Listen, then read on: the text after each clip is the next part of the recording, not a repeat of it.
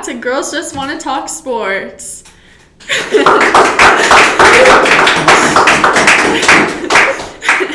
I'm Ella, this is Fiona, and this is Serenity, and today we're going to be talking about the 49ers offseason. So, Fiona, do you want to start us off? What are we feeling? Of course. It has definitely been an interesting offseason. We've had some ups by re-signing contracts with players like CMC, Debo.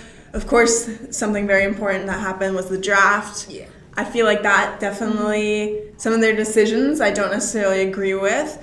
They definitely should have been focusing on some defensive players rather than what they drafted, a wide receiver first round, which I don't think was a good decision. And then there's, of course, some players that they have not re-signed contracts with, like Ayuk, Trent Williams, where we're like, what is going to happen with them? Yeah. What about? Yeah, I totally agree with Fiona. It's definitely been mundane and just stagnant overall with the 49ers. They haven't really made any progress with the two biggest concerns that we had was it the D-line and then the O-line. They haven't really, going back to the signing contracts, they haven't renewed Trent Williams yet or signed a new contract with him. We didn't add any, defensive players that'll really, change the 49ers' fate and possibly get them past the point to them winning the championship, going back to the draft as well. Drafting a wide receiver with Ayuk's contract still up in the air was kind of, it's kind of rocky.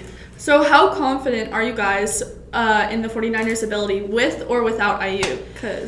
I think the 49ers, that's what made them one of the greatest offensive teams, during the year. They had so many weapons, with Kittle, CMC, you had Debo. So I do think the 49ers will still be able to play at a high level moving forward, but without Ayuk, I definitely feel without his presence, it'll definitely take a hit. What about you? Yeah, I agree. I feel like definitely some of those plays we see some of those throws that Purdy just launches at him and he knows that Ayuk will be there to catch them. And if he's not there, we have to wonder, will the new wide receiver coming in be able to replace him if that's necessary? And will the offense still be as good as they were without him? Yeah.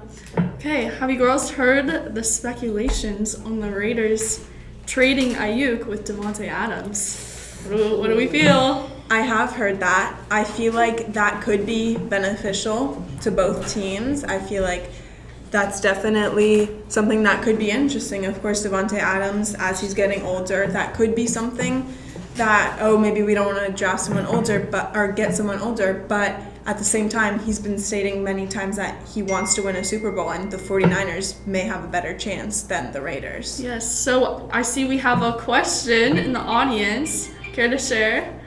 Hello, I wanted to ask, I know you talked about the potential loss of Ayuk due to a trade. Due to the Niners draft of Ricky Pearsall, how do you feel Pearsall will do in this first year on the Niners? I feel like definitely, as any new player, it will take a little bit of time for them to take some time to adjust and get him really in with the team and figure out what are his strengths.